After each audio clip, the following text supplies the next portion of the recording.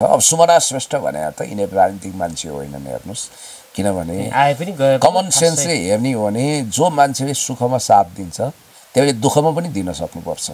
रवि लामिछानेले उहाँलाई रोडबाट उठाएरै भन्छु म, हामी जस्तो उहाँ चिनिएको मान्छे पनि होइन, जानिएको मान्छे पनि होइन, मैले जस्तो गरिब दुखी रोगी असहायलाई लाखौँ सहयोग गरे पनि होइन। उहाँको के पोलिटिकल हैसियत थियो र? समानुपातिको सांसद बनाउनु हो, मन्त्री बनाउनु हो, अनि महत्त्वाकांक्षा उत्पाद बढो। उहाँले लेडी प्रेसिडेन्ट चेयरम्यान बन्न पनि खोज्नुभयो, रविजीको ठाउँमा म जान्छु भनेर महत्त्वाकांक्षा राख्नुभयो, जुन लगभग असफल प्राय हुनु नै थियो, भयो। किनभने डिपी अरियाल बाहेक उहाँले स्वर्णिमलाई त विश्वास गर्नु भएको छैन, सुमनालाई कहाँ जिम्मा लगाउनुहुन्छ। यो सभापति भएन, महामन्त्री बनाइयोस् भनेर जुत्ती खेल्नुभयो। उहाँ सहमहामन्त्री हुनुहुन्थ्यो, त्यो पार्टीले पत्याएन। उहाँको शरीर रासपामा रहे पनि मन बालेनहरूतिरै छ। फेरि यो अन्यथा अर्थ नलाओस्, राजनीतिक मन त्यतातिर छ भनेर शङ्का गरियो र मुकुल ढकालले छोडेको ठाउँमा उहाँलाई फिल इन द ब्ल्याङ्क्स तरिकाले इस्टाब्लिस गरिएन। त्यसपछि उहाँ निराश हुनुभयो। अनि झन् राजसपाले एउटा विधि थिति नियम बनायो, अघिल्लोचोटि समानुपातिकमा भएकालाई नदोहोऱ्याउने भनेपछि अब उहाँलाई प्रत्यक्ष उठेर जिताउँला भन्ने भएन, उहाँले पार्टी छोडिदिनु भयो। मात्र सांसद मन्त्री बन्न नसक्ने देखेपछि पार्टी छोडिदिनु भयो। अनि अवसरवादी भन्न मिल्यो हामीले 100%। माओवाद जोगाउन त्यहाँ जान्छन् त, जो माओवादी नै होइन त्यसका माओवाद जोगाउन देउसी भैलो खेल्दा भैलो गर्न हुन्छ। प्रचण्डले माओवाद छोड्नुभयो, हामी अलग गिन्छौँ, त्यसपछि चित्त बुझेन। त्यसमा माओवाद जोगाउन त सबभन्दा पहिला देउवागा गए भइहाल्छ नि, उनले पनि जोगाइदिन्थे कि, राजेन्द्र लिङ्गदेनले जोगाउँछन् कि, राजेन्द्र महतोले जोगाउँछन् कि, कसले जोगाउँछ? कमसेकम माधव नेपाल त कम्युनिस्ट आन्दोलनबाट आएको, त्यो त एउटा कम्युनिस्ट घटक हो नि, नामै मात्रको सही कम्युनिस्टको ब्यानर त छ नि। डाक्टर बाबुराम भट्टराईले त यस्तो कृतज्ञता बेइमानी देखाउनु भयो कि यही कम्युनिस्ट आन्दोलनले उहाँलाई यो उचाइमा पुर्याउँछ, उहाँ यही कम्युनिस्ट आन्दोलनलाई छिछि दूर गर्नुहुन्छ। कुलमानजी एकै पार्टी चलाउने उहाँको व्यक्तित्व होइन, उहाँ पनि लगभग डाक्टर बाबुराम भट्टराई जस्तै इन्ट्रोभर्ट पर्सन हो, इन्जिनियर हो, कम बोल्नुहुन्छ। तर अब रवि लामिछानेको पार्टीमा उहाँले कार्यवाहक अध्यक्ष खोज्नुभयो अरे, प्रधानमन्त्रीको सुनिश्चितता खोज्नुभयो, म प्रधानमन्त्री हुन्छु यसको ग्यारेन्टी दिनु पर्यो भन्नुभयो। अब खाइपाई आएकाहरूले सुविधा छोड्छन्। डिपी अरियाल त रविजीको लेफ्टिनेन्ट हुनुहुन्छ, स्वभावतः अब यो वार्ता भाँडिनु नै थियो, भाँडियो। आज अन्तिम समय थियो, निर्वाचन आयोगमा संयुक्त भएर जाने त्यो अवसर उहाँले गुमाउनु भयो र उहाँ हल्का निराश हुनुहुन्छ। कुनै समय प्रचण्डले तहल्का मचाए, परम्परागत रूपमा स्थापित दुईवटा giant political monster Nepali Congress र एमालेलाई सेटब्याकै गराएर 64 सालमा माओवादीको उदय यसरी भयो कि अरू हेरेको हेरे भयो। तर त्यो पोलिटिकल शक्तिलाई इन्कर्पोरेट गर्न प्रचण्डहरू पनि चुकेकै हुन्। पार्टीभित्रको अन्तर्विरोध र आदर्शको राजनीति गर्न नसक्नु सबभन्दा ठुलो सत्यानाश थियो। तर त्यसबाट प्रचण्ड विचलित भएर आत्महत्या गरेनन्। प्रचण्डको पोलिटिकल डिजास्टर मात्रै होइन, उसको फ्यामिलियर डिजास्टरको कथा पनि कहाली लाग्दछ। डाक्टर बाबुराम भट्टराईको के भएको छ र? अहिले पछिल्लो समयमा जेएनजीले घर जलाए, प्रचण्डको त सत्यानाश भयो। रहर लाग्दो एउटा छोरालाई घाट पुर्याउनु पर्यो, आफ्नै हातले दागबत्ती दिनु पर्यो, दुईवटा छोरीहरू गुमाए होइन, परिवारमा त्यत्रो चट्याङ पर्यो, तर पनि प्रचण्ड सम्हालिएर यो अवस्थासम्म आइरहेका छन्। र अब कतिले यसलाई भ्यागुताको धार्नी भने नेकपा यस बाहेक कुनै पनि पोलिटिकल शक्तिसँग यिनले एकता गरेका छैनन्, त्यही चाहिँ एउटा सानोतिनो धार हो भनेर भन्छन्। तर त्यस्तो होइन, भीमरावको तागत पनि जबरजस्त छ सुदूरपश्चिममा। र अहिले प्रचण्ड जाँदाखेरि जुन लहर उभिएको छ, अब अभूतपूर्व एकदम आउटस्ट्यान्डिङ भन्नु हुँदैन, हर्क साम्पाङले पनि पूर्वमा उरालिरहेछन्। तर प्रचण्डले हिजोको अवस्थाभन्दा आफूलाई केही फ्रेस गराएका छन्, तरताजगी गराएका छन्।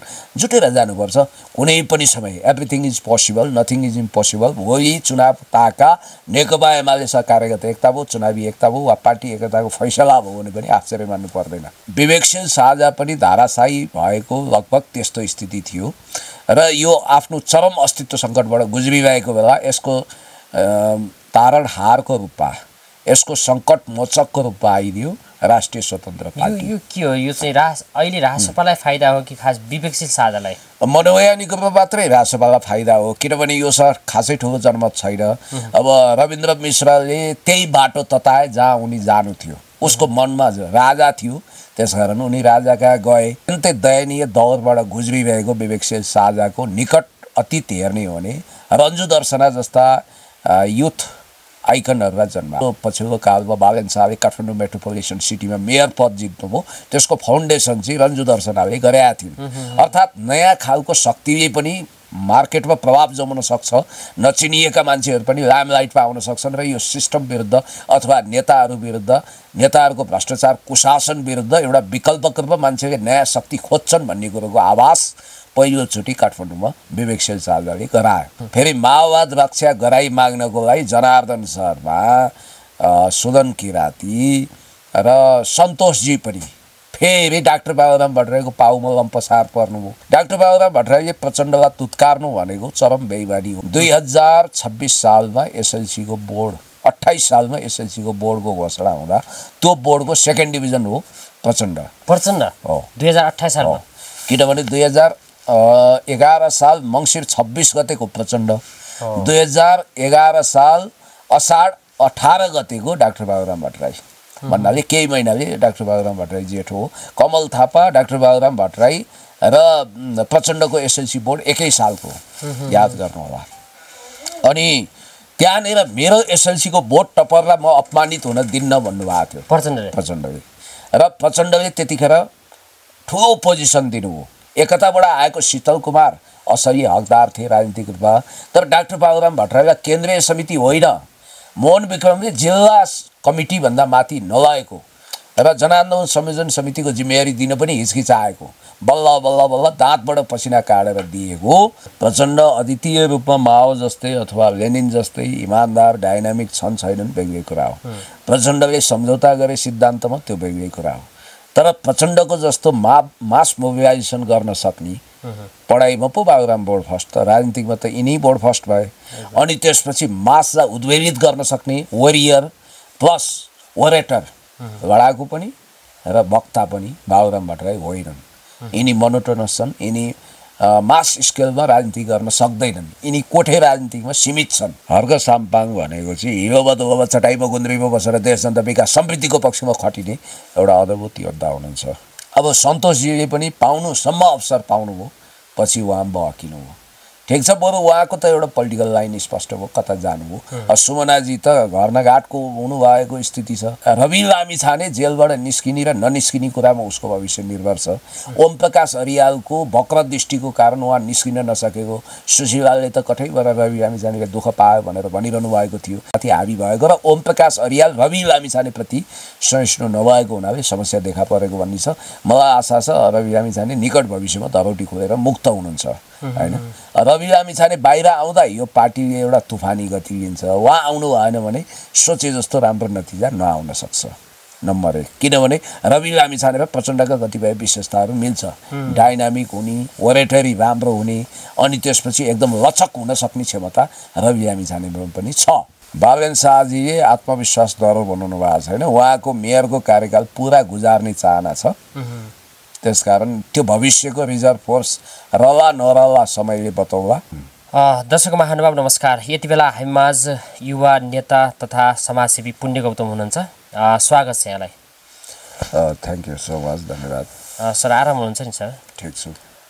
अब अहिले जुन रासपा प्रवेशको लहर पनि भएको छ, विभिन्न पार्टीहरू एकता पनि भइराखेको छ। आज मात्रै विवेकशील साझा पार्टी चाहिँ रासपासँग एकता पनि भएको छ। खास के हुँदैछ देशमा? अब राजनीति ध्रुवीकरण कहाँ गएर टुङ्गिन्छ होला? एउटै समान उद्देश्य भएका लाइक माइन्डेड पार्टीहरू फुटेर जानुभन्दा जुटेर ध्रुवीकृत भएर एकताबद्ध भएर जाउन्। किनभने नेपालमा यो च्याउसरा उम्रिएका मसरुमिङ भएका पार्टीहरूको औचित्यता छैन। समान उद्देश्य समान लक्ष्य भइसकेपछि जसले नयाँ पार्टी इस्टाब्लिस गर्यो त्यसले अस्तित्व पनि त धान्नु पर्यो नि। त्यो भएको हुनाले विवेकशील साझा भन्ने इतिहासमा धेरथोर तलकै मच्चाएको एउटा पार्टी पछिल्लो समयमा हरिबिजोग भोगिरहेको थियो। यो आफ्नो अस्तित्व सङ्कटको चरम अवस्थाबाट गुज्रिएको थियो। त्यसकारणले विवेकशील साझावाला इतिहास को कथावस्तु बन्ने बेलामा खास गरी रविन्द्र मिश्रले दिएको गम्भीर धोकाधडीपछि विवेकशील साझा लगभग कोमामा गयो। विवेकशील साझा कहाँ छ, यसले के गरिरहेको छ, यसको अस्तित्व के छ भन्ने कुरामा पनि मान्छेलाई शङ्का लागिरहेको थियो। अब अरू त अरू युकेमा बसेर फेसबुक चलाउने मान्छेहरूले विवेकशील साझाका अध्यक्ष उज्जवल थापालाई पनि बधाई लेखे। बिचरा उहाँ भगवानको प्यारो हुनुभएको आज 5-6 वर्ष भइसक्यो। अनि विवेकशील साझाको अस्तित्व त्यस्तै हुँदै थियो जस्तो कि डाक्टर बाबुराम भट्टराईको नयाँ शक्तिको जो विलिन भयो। इतिहासमा 2046 सालपछि पोलिटिकल भेटरानलाई लिएर बनेको पार्टी थियो डाक्टर देवेन्द्र राज पाण्डेको लोकदल। त्यो पार्टीमा टङ्क कार्की जस्तो 2036 सालको विद्यार्थी आन्दोलनको नायकहरू थिए, हरिरोक्का थिए, बडबहादुर कार्की हुनुहुन्थ्यो। तर पछि त्यो टाक्सियो, खुम्चियो, समाप्त हो। केशव स्थापितले इतिहासको धरोहर मानिएको कुनै समयको जाइन्ट पार्टी प्रजा परिषदको जिम्मा लिए। प्रजा परिषद बनाउन नसकेर फेरि एमालेमा फर्के। अहिले त 6 प्याक बनाउनको लागि जिम जोइन गरिसकेका छन्, राजनीतिबाट टाटा बाई बाई गरिसके। विवेकशील साझा पनि धाराशाही भएको लगभग त्यस्तो स्थिति थियो र यो आफ्नो चरम अस्तित्व सङ्कटबाट गुज्रिरहेको बेला यसको तारणहारको रूपमा, यसको सङ्कट मोचकको रूपमा आइदियो राष्ट्रिय स्वतन्त्र पार्टी। यो के हो? यो चाहिँ अहिले राजसपालाई फाइदा हो कि खास विवेकशील साझालाई? मनोवैज्ञानिक रूपमा मात्रै राजसपालाई फाइदा हो, किनभने यो सहर खासै ठुलो जनमत छैन। अब रविन्द्र मिश्रले त्यही बाटो तताए जहाँ उनी जानु थियो। उसको मनमा राजा थियो, त्यसकारण उनी राजा कहाँ गए। उनी कहिले पनि वास्तवमा यो सिस्टमको पक्षमा, समाजवादको पक्षमा रहेनन् र उनी लगभग अहिले बर्बादी खेपिरहेका छन् र डिप्रेसनमा छन् भन्ने बुझ्छु म। रविन्द्र मिश्र हो, पोलिटिकल हिसाबले उहाँ एन्जाइटी खपिरहनु भएको छ। अब जहाँसम्म यो विवेकशील पार्टी, साझा पार्टीको कुरा छ, पहिला साझा रविन्द्र मिश्रले चलाए, विवेकशील चाहिँ उज्जवलहरूको थियो, मिलन पाण्डेको थियो, त्यसलाई साझा विवेकशील भने। रविन्द्र मिश्रको राप्रपा पलायनपछि त्यसको बर्बादीको कथा सुरु हुन्छ र अहिले अस्तित्व सङ्कटको कारण अत्यन्तै दयनीय दौरबाट गुज्रिरहेको विवेकशील साझाको निकट अतीत हेर्ने हो भने रन्जु दर्शना जस्ता युथ आइकनहरूलाई जन्मायो। आइकन मैले किन भनिरहेको छु भने उनले समाजमा एकदमै ठुलो योगदान गरेर भने होइन। अहिले जो पछिल्लो कालमा बालन शाहले काठमाडौँ मेट्रोपोलिटन सिटीमा मेयर पद जित्नुभयो, त्यसको फाउन्डेसन चाहिँ रन्जु दर्शनाले गरेका थिइन्। अर्थात् नयाँ खालको शक्तिले पनि मार्केटमा प्रभाव जमाउन सक्छ, नचिनिएका मान्छेहरू पनि लाइमलाइटमा आउन सक्छन् र यो सिस्टम विरुद्ध अथवा नेताहरू विरुद्ध, नेताहरूको भ्रष्टाचार कुशासन विरुद्ध एउटा विकल्पको रूपमा मान्छेले नयाँ शक्ति खोज्छन् भन्ने कुरोको आभास पहिलोचोटि काठमाडौँमा विवेकशील साझाले गरायो। हो, त्यो कुरालाई क्यास गर्ने पार्टी चाहिँ राष्ट्रिय स्वतन्त्र पार्टी थियो। त्यसकारण उनीहरू लाइक माइन्डेड पार्टी हुन्, उनीहरू जुट्दाखेरि राम्रै हुन्छ र यसले सबैभन्दा बढी फाइदा चाहिँ विवेकशील साझावालालाई नै गरायो। त्यसो त मिलन पाण्डेले यो एकता दुत्कार्दै टाटा बाई बाई गर्दै बाहिर बसेका छन्। उनी मिलन पाण्डे बाहिर, हो, मिलन पाण्डे बाहिर छ। अर्को फेरि एकातिर ध्रुवीकरण हुँदैछ, अर्कोतिर फेरि राजसभा छोड्नेहरूको लड्को पनि लागिराखेको छ, प्रवेश पनि विभिन्न व्यक्तिहरूले गरिराख्नु भएको छ। यो हिसाबले राजसभाको भविष्य कस्तो देख्नुहुन्छ आगामी चुनावमा चाहिँ? अब राजसभाबाट सुमना र सन्तोषजी दुईजना अलग किन भयो। अब सन्तोषजी पहिला माओवादी ब्याकग्राउन्डको हुनुहुन्थ्यो क्यारे, फेरि माओवाद रक्षा गराइ माग्नको लागि जनार्दन शर्मा, सुदन किराती र सन्तोषजी पनि फेरि डाक्टर बाबुराम भट्टराईको पाउमा लम्पसार पर्नुभयो। आश्चर्य र विडम्बनाको कुरा के भने अहिले नेपाली कम्युनिस्ट पार्टी बनाएर ताहुर माहुर गरिरहनु भएका प्रचण्डज्यूले माओवाद त्याग्नुभयो, हामीलाई धुलिसात बनाउनु भयो। यो हामी माओवादको रक्षा गर्छौँ भनेर बेडो उठाएका जनार्दन शर्माहरू माओवाद जोगाइ माग्न त्यही मान्छेका देउसी भैलो खेल्न गए, जसले निकट अतीतमा कम्युनिस्ट आन्दोलनलाई नै दुत्कार्दै सराप्दै कम्युनिस्ट आन्दोलनबाट अब खैरियत छैन भनेर ढोल पिट्दै नयाँ शक्ति बनाएका थिए। नयाँ शक्ति हुँदै मधेसी दलहरूसँग एकता गरेर अहिले आफ्नो छोरीको भविष्य सुरक्षाको लागि तडपिरहेका डाक्टर बाबुराम भट्टराईका गएर लौ हजुर जनी गरेर माओवाद बचाइदिनु पर्यो भनिरहनु भएको छ। इतिहासमा योभन्दा ठुलो विडम्बना केही पनि हुन सक्दैन।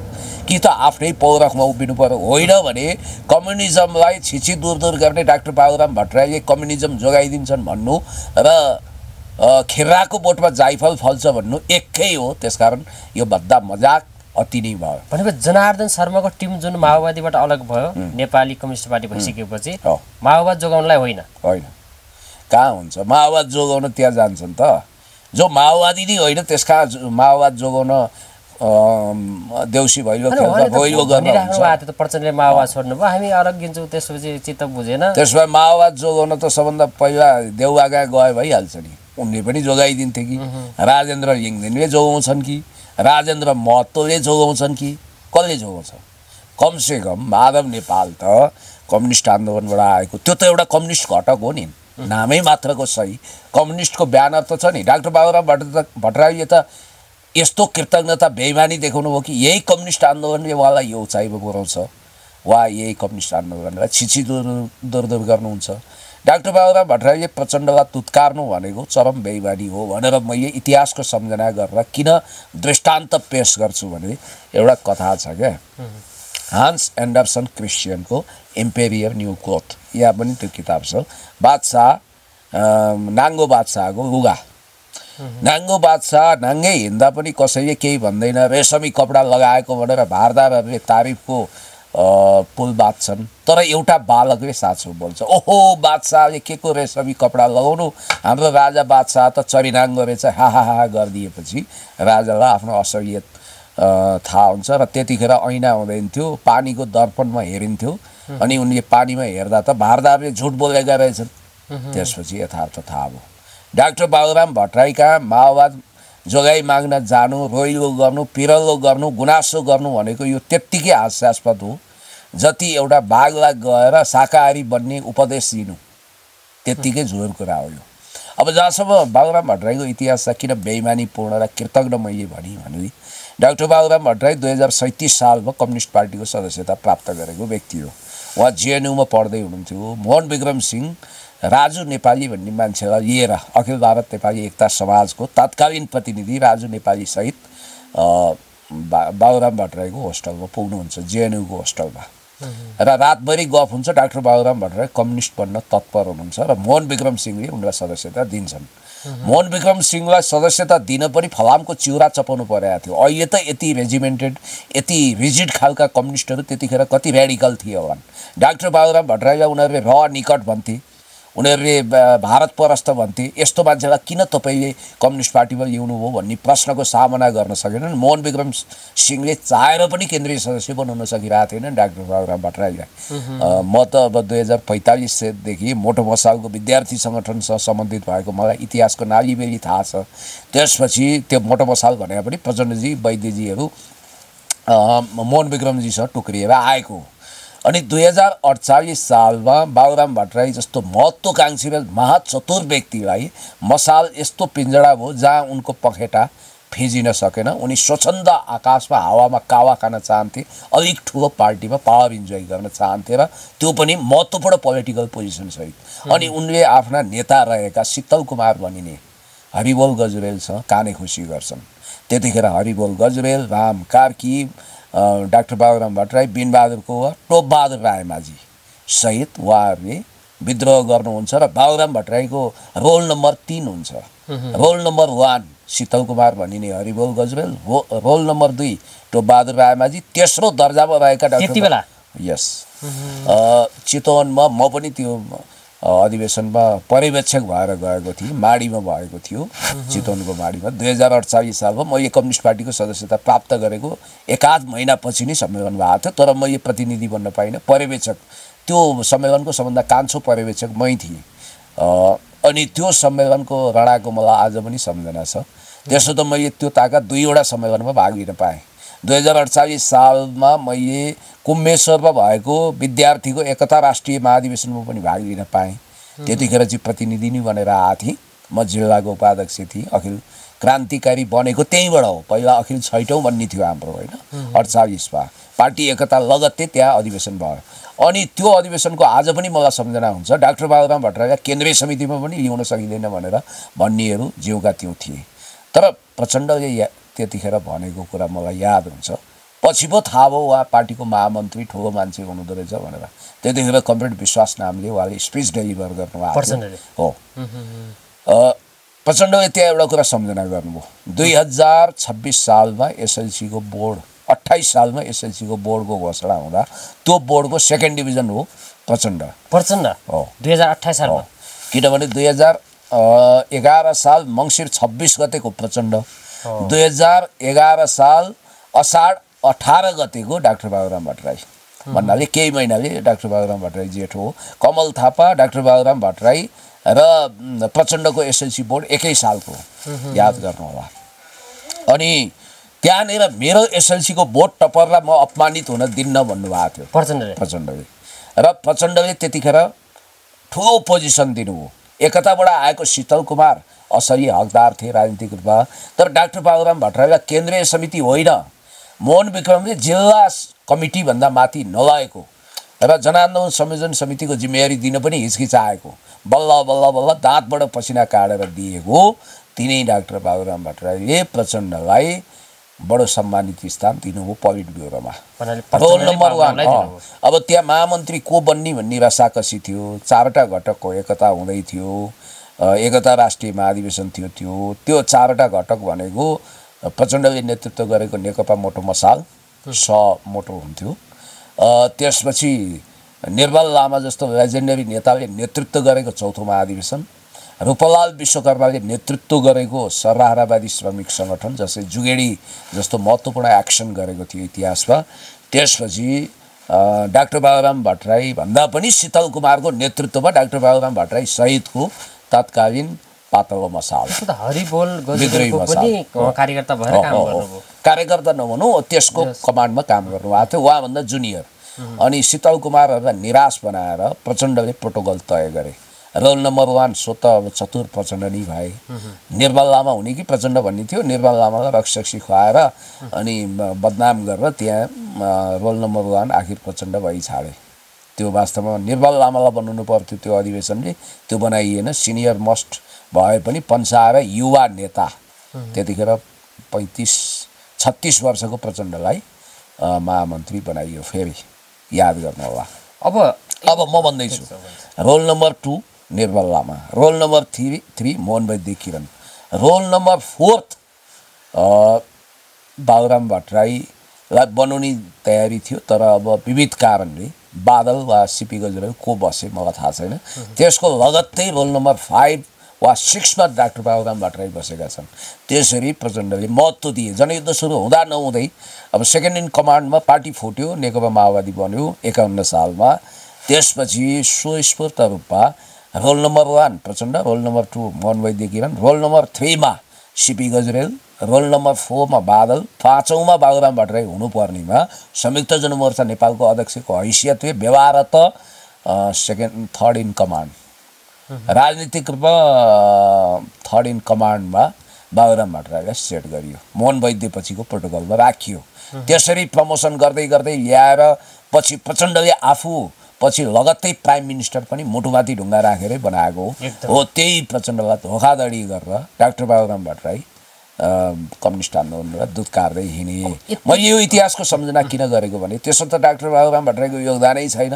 उनले जोखिम मोलेकै होइनन्। नारायण काजी जस्तो एउटा कुनामा बसेर खैँजडी बजाएका होइनन् भनेको होइन, तर उनको योगदान होला। त्यो योगदानप्रति उनी बेइमानी भए। अब अलिकति अब यति जोडिसकेपछि बाबुराम निकटको नेताहरूले चाहिँ के भनिराख्नु भएको छ भने जनयुद्धको मोडालिटी नै तयार गर्ने बाबुराम हो, प्रचण्ड त यसो व्यवहारमा कार्यान्वयन गर्ने, त्यो एउटा स्पिच पनि छ उहाँसँग, जनतालाई कन्भिन्स गर्ने, त्यो किसिमको एउटा फेसमा प्रचण्ड आउनुभयो। योजना चाहिँ बाबुरामकै थियो भनेर पनि अहिले कता कता सुनिन्छ कि हल्ला। अहिले प्रचण्डको कार्यशैली तपाईँलाई मनपर्छ पर्दैन बेग्लै कुरा हो। प्रचण्ड अद्वितीय रूपमा माओ जस्तै अथवा लेनिन जस्तै इमान्दार डाइनामिक छन् छैनन् बेग्लै कुरा हो।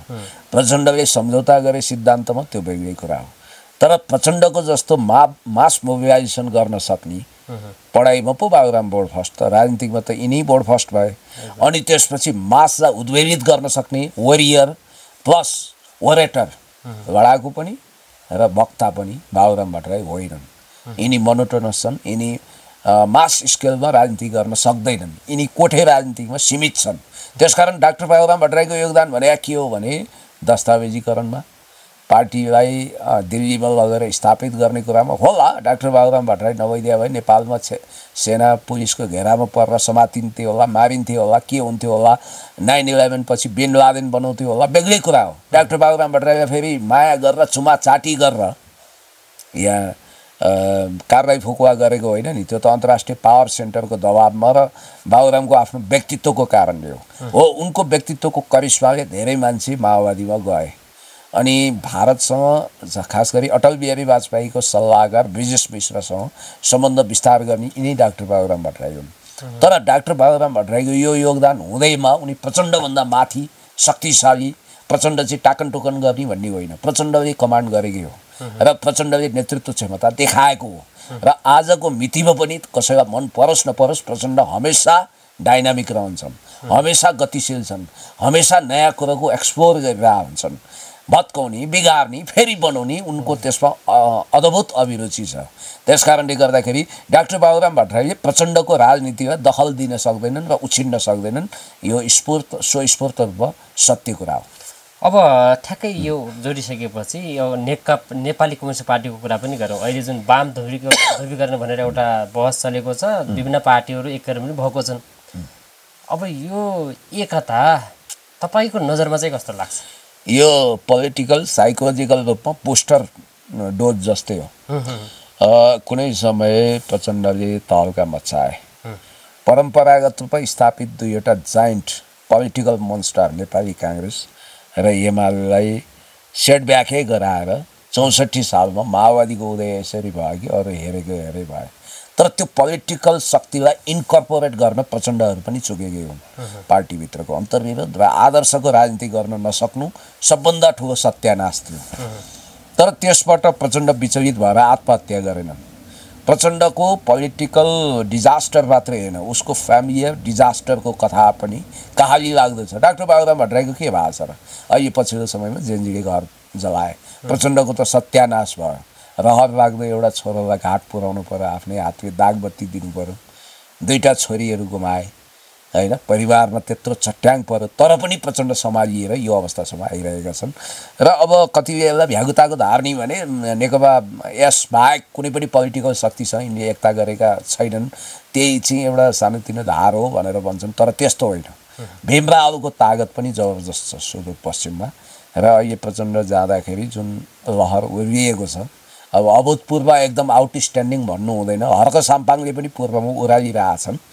तर प्रचण्डले हिजोको अवस्थाभन्दा आफूलाई केही फ्रेस गराएका छन्, तरताजगी गराएका छन्।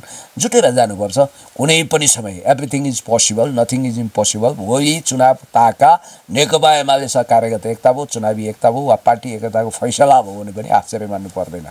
र त्यो त्यतातिर डाइनामिक हुन केपी ओली पनि सक्नुहुन्छ, प्रचण्ड पनि सक्नुहुन्छ भन्ने कुरो अतीतको दृष्टान्त काफी छ। त्यसकारण प्रचण्डले फेरि पावर सेन्टर बन्न खोजेको हो। तर यही अवस्थामा प्रचण्ड सबभन्दा बलियो कम्युनिस्ट पार्टीको रूपमा आउनुहुन्छ वा देशकै प्रमुख पार्टी बनाउनुहुन्छ भनेर त म विश्वास गरिहाल्दिनँ। तर प्रचण्डको प्रयत्न चाहिँ एकदमै जोडतोडका साथ छ र यो उमेरमा पनि यति खट्न सक्नु भने उनको दृढ इच्छा शक्ति र निरन्तर हौसला हो। अब हर्क साम्पाङको पनि थोरै कुरा जोडिहालौँ होइन, जुन उहाँले चाहिँ पूर्वमा एउटा कार्यक्रम गर्नुभयो, मास धेरै आउनुभयो त्यहाँ पनि। हर्क साम्पाङ सँगसँगै वैकल्पिक शक्तिहरू क्या, जुन बालेन शाह लगायतको अन्य उज्यालो नेपाल पार्टी पनि छ, एकातिर राष्ट्रसभा पनि छ। यो नयाँ पार्टीहरू जुन आफूलाई नयाँ भन्ने पार्टीहरू छ नि, ती पार्टीहरूको एकता र हजुरले भने जस्तै कम्युनिस्ट पार्टीहरू एमाले सहितको एकता र प्रजातान्त्रिक पार्टीहरू काङ्ग्रेस सहित अन्य लोकसभा लगायतका दलहरू, त्यो ध्रुवीकरणको सम्भावना यहाँले कति देख्नुहुन्छ? अब यस्तो, यो लोकसभा सोसभाका त हिसाब त्यति धेरै नगरौँ होइन।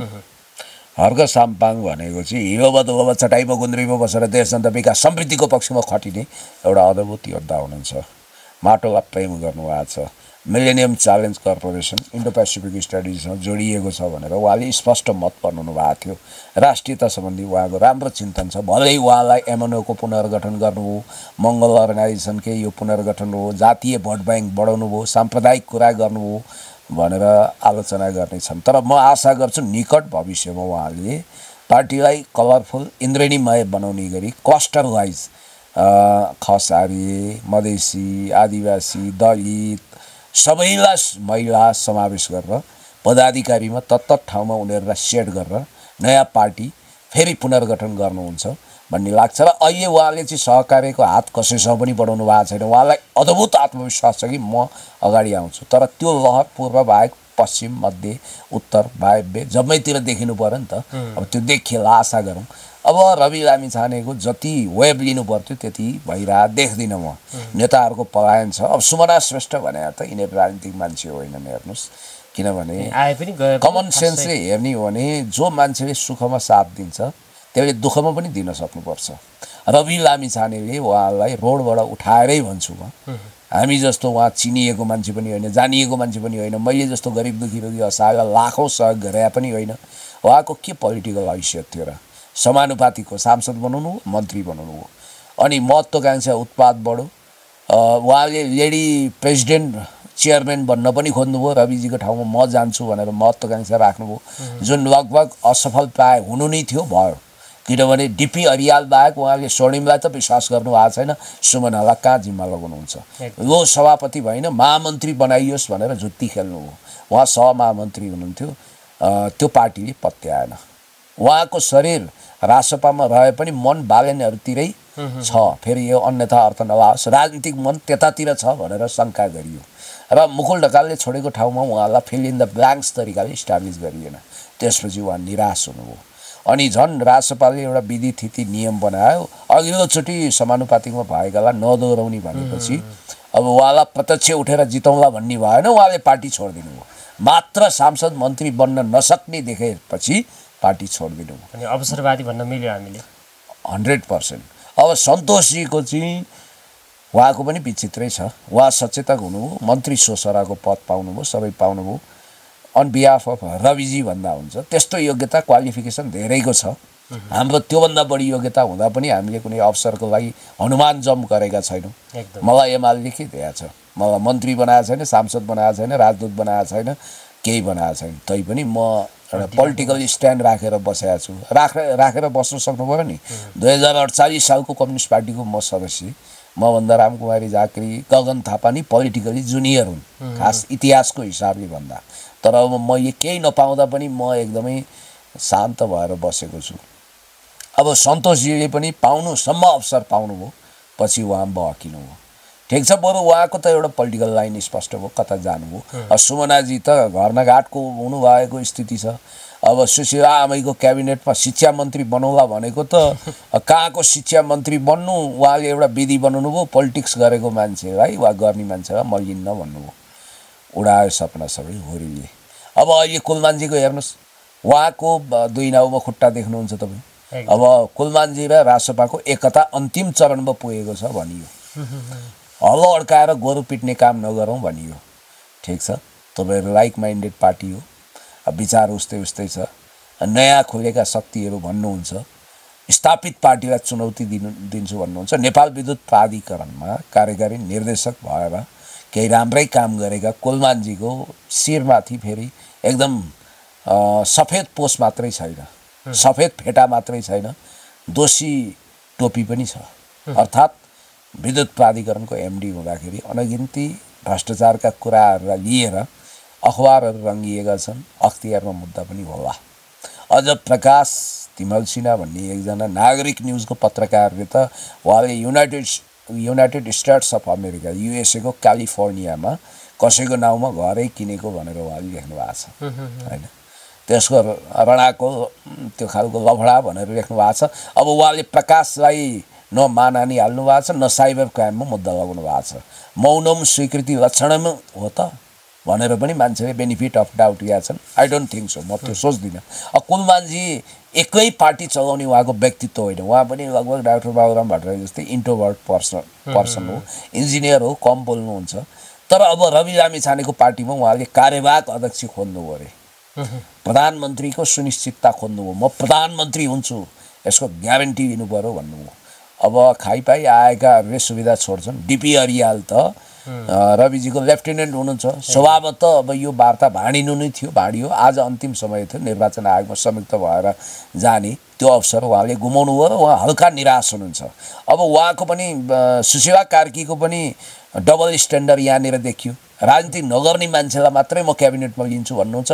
कुलमानजी वास्तवमा भन्ने हो भने म सुन्दैछु 17 गते उहाँ खुलेर आउँदै हुनुहुन्छ उज्यालो नेपालको पार्टीको अधिवेशनमा घोषणा सभामा अब कुलमानजीको पनि दुवै हातमा लड्डुको नीति छ चिचीको पनि पापाको पनि लोभ छ कि उहाँले मन्त्री पद छोड्नु पर्यो कि मेरो पार्टी होइन भन्नु पर्यो। उज्यालो नेपाल हुनु त उहाँले ऊर्जा सचिव पूर्व ऊर्जा सचिव अनुप उपाध्यायको नाउँमा रजिस्टर गर्नुभएको छ। नेपालमा कसैको नाउँमा घर पास गरिदियो भने त्यो त्यसैको हुन्छ। पार्टी पास गरिदिँदा पनि उसैले लान सक्छ। दुर्गा प्रसाईले पनि अर्काको नाममा दर्ता गरेका छन् पार्टी होइन। अब तारा जोशी भन्ने पश्चिमाञ्चलबाट उदाएका सुदूरपश्चिमका एक प्रतिभा जो नेकपा एमालेको जिल्ला अध्यक्ष पनि हुनुहुन्थ्यो, प्रदेश सांसद हो, उहाँलाई विश्वास गर्न सक्नु भएन किनभने उहाँसँग पोलिटिकल नेचर छैन, कुलमानजी छ।